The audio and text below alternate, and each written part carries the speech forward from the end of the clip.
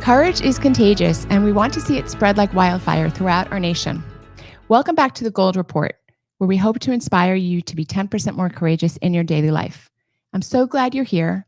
Please like, share, and subscribe so you never miss an episode. We'll be right back. The WHO pandemic treaty is a direct threat to our national sovereignty. If we've learned anything since 2020, is that we cannot allow other entities to control our agenda. Whether they call this a health-related agenda or by any other name, you must reject the WHO pandemic treaty today. Please go to whocontrolswho.com and sign our petition. Thank you for your support. I'm so pleased to introduce today's guest.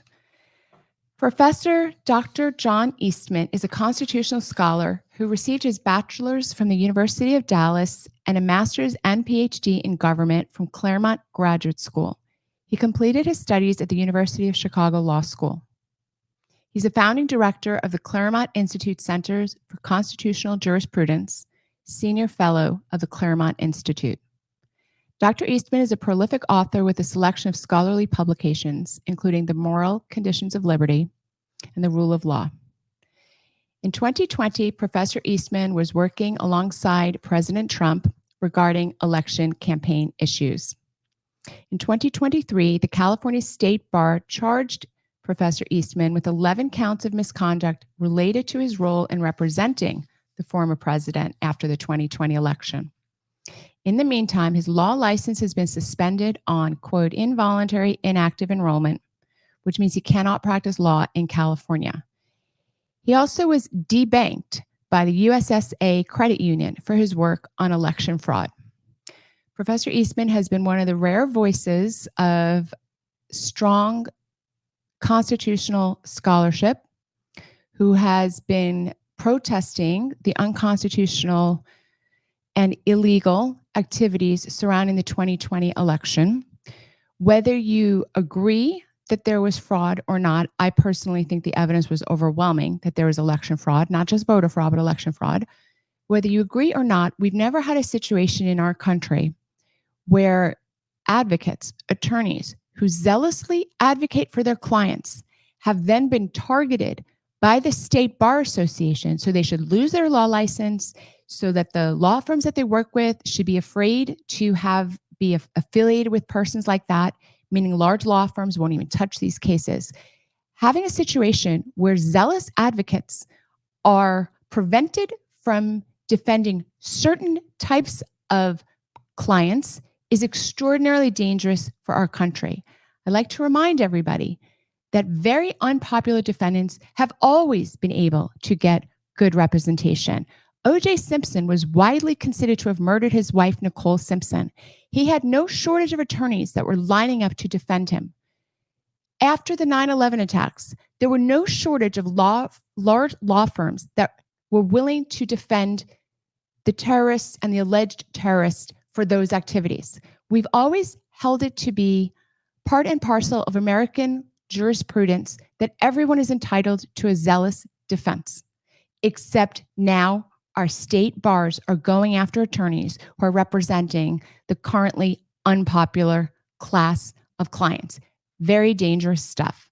Professor Dr. John Eastman has said no, and he attached his scholarly abilities to help President Trump. And for that, the California State Bar is going after him. And for that, we are delighted to introduce him to the Gold Report. Thank you, Dr. Gold. It's a pleasure to be on your program.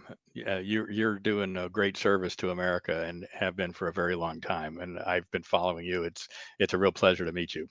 Thank you so much. Thank you. My audience knows my story, but I've been severely punished for speaking out. But I like to introduce them to stories that they may not know as well, but in many ways are more important than my story.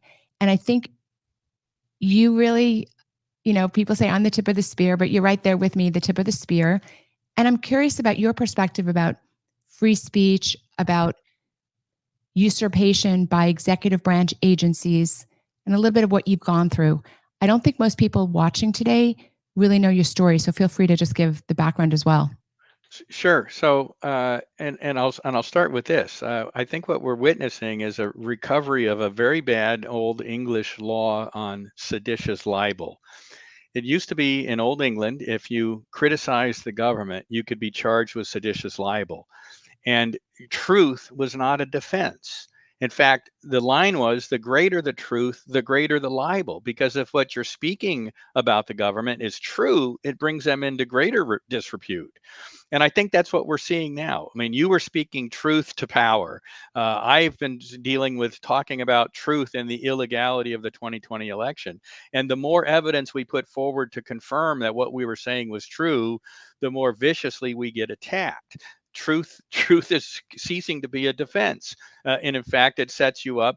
I just went through the longest and most expensive bar disciplinary proceeding in history, and we put lots of evidence in, and the court just completely ignored it and said, Eastman said there was illegality in the election. That was a lie. He should be disbarred. That's the substance of the thing, and yet it wasn't a lie.